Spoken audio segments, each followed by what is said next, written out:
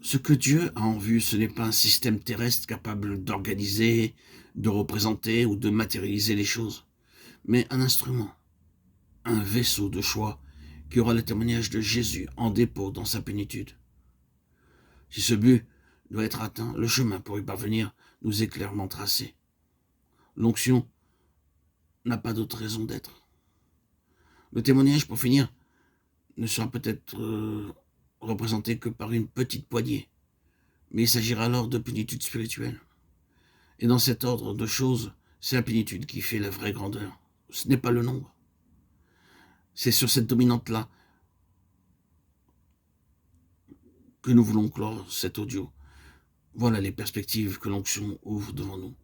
L'avons-nous reçu? Avons-nous l'esprit? Eh bien, c'est avec ce but précis en vue que Dieu a mis en nous cette onction bénie. Pensez un peu. Dieu se fiant, se commettant à nous pour atteindre cet objectif.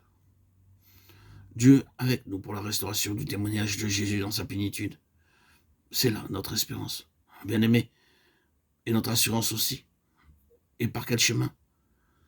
Nous le voyons avec Anne, le chemin de l'impossible, le chemin où la nature n'est d'aucun secours, où nous ne pouvons rien faire. À chaque tournant, la nature se dresse en travers de notre route, sourde à nos gémissements, insensible à nos labeurs. Elle se met à la traverse de nos efforts et semble nous répéter constamment « il n'y a rien à faire, il n'y a rien à faire ». Ah oui, mais c'est justement cela qui fournit à Dieu l'occasion de s'interposer. C'est là que l'onction intervient. Je bénis Dieu, quant à moi, de ce qu'il a fallu Anne et Samuel pour frayer le chemin à l'onction de David. Nous-mêmes, nous ne pouvons rien faire. C'est justement pour cela que l'onction est venue. Mais l'onction étant là, ce sont des perspectives illimitées qui s'ouvrent devant nous. Pourquoi?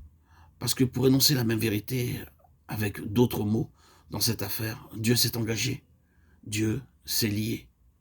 Qu'est-ce qui a permis au Seigneur Jésus d'aller jusqu'au bout à sa mission? L'onction. Christ, qui par l'Esprit éternel s'est offert lui-même.